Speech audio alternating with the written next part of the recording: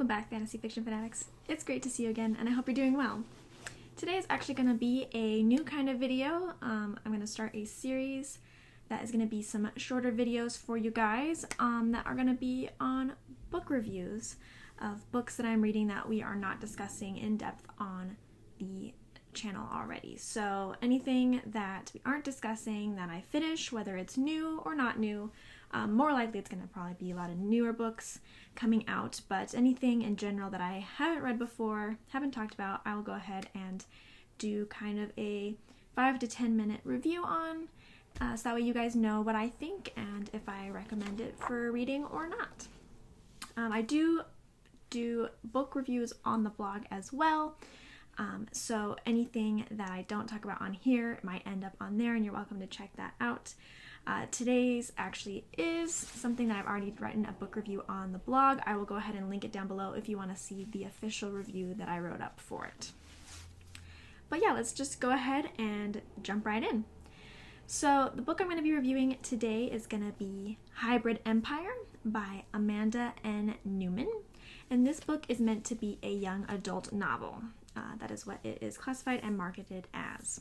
You can get it through Kindle Unlimited, so those of you who do have a Kindle Unlimited subscription, you can read it for free. Okay, so what did I like about this novel? I have three main things that really stood out that I thought were really solid for this book and would be good for anybody that might like these kind of aspects. It is an urban fantasy, not a high fantasy, so if you're looking for high fantasy, this book wouldn't be for you. But it is a very interesting urban fantasy story. So I do really like how Newman kind of created her vampires and her werewolves with a much different background than I've seen in a lot of other books.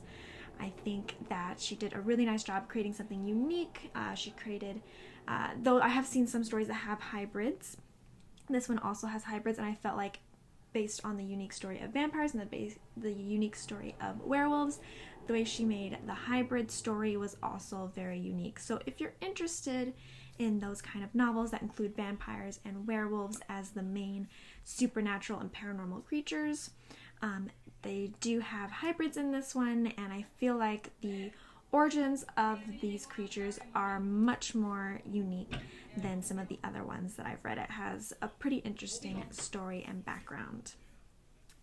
The second thing I really liked was her writing style. It is from the point of view of first-person narration, and I do think that her writing style is very good. It's very smooth. It gets you engaged in the story and wanting to read more. Some writers I have read personally that are their writing style really blocks me from like being invested in the story because I just can't get past the writing style, but hers is really smooth, really great, engaging. You really get a feel of the character, the main character, from being in this first person point of view and her writing style and everything. So I do think that she has a really great writing style. And the third thing that I really liked about this book was the Ukrainian culture that she incorporated into the story. So the main character is Ukrainian, and there's a lot of stuff for Russia and Ukraine, and so I really liked how she kind of tied that in. I feel like it's a much more unique, interesting culture that isn't seen in a whole bunch of novels, at least not novels that I have read. Maybe there's a lot out there, but I haven't read them. But for me, it was a unique choice for where this main character is from. So I just thought it was very interesting, and she incorporated quite a lot of that and made that as part of the history of the characters, as well as some of the history with the vampires and the werewolves are from the Russian and Ukrainian area. So I thought that was really cool to incorporate and really nice to see. So what could have been better for me for this book? I have two things that I felt like were not as good as they could have been, and so it kind of detracted a little bit from my liking of the book. And the first thing is that some of the events, especially when it comes to the supernatural elements, kind of lacked some believability in my opinion. I felt like a lot of the events were a little bit too easy or kind of just fell into the main character's lap.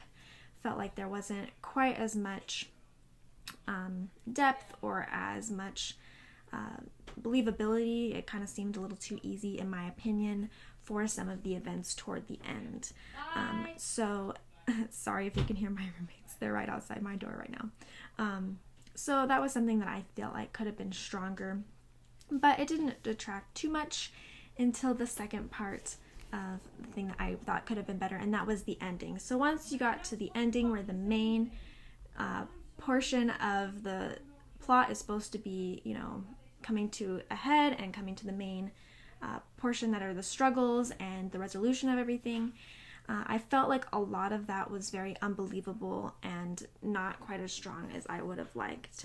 So I feel like there's a whole bunch of good things about this novel until the very end, where things started to degrade a little bit and things were a little bit too easy, in my opinion. So that's just some of my thoughts on this particular novel. It is the first one in a series. I know she is coming out with book 2, but all of the details for that will be on the blog post if you'd like to read them, or I'll also put them down below. In the end, do I recommend this book? Yes, no. I would say I'm leaning toward yes, I would recommend this book. I do think that it has a lot to offer, even though the ending wasn't quite what I would have liked, and the believability of the resolution of the plot wasn't what I would like. But overall, I do think I would recommend it, but I would recommend it mostly for a younger audience because of that believability issue. I feel like maybe a lot of more adult readers would not be as interested in this novel or would be let down by this novel.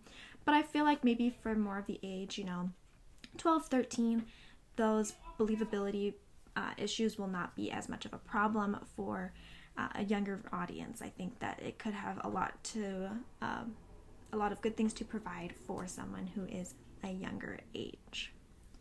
So yeah, I think that's it. Hopefully you liked this quick little book review that I did. Like I said, I'll link more of the details down below if you'd like to go ahead and check that out. And I will see you in the next class. Bye!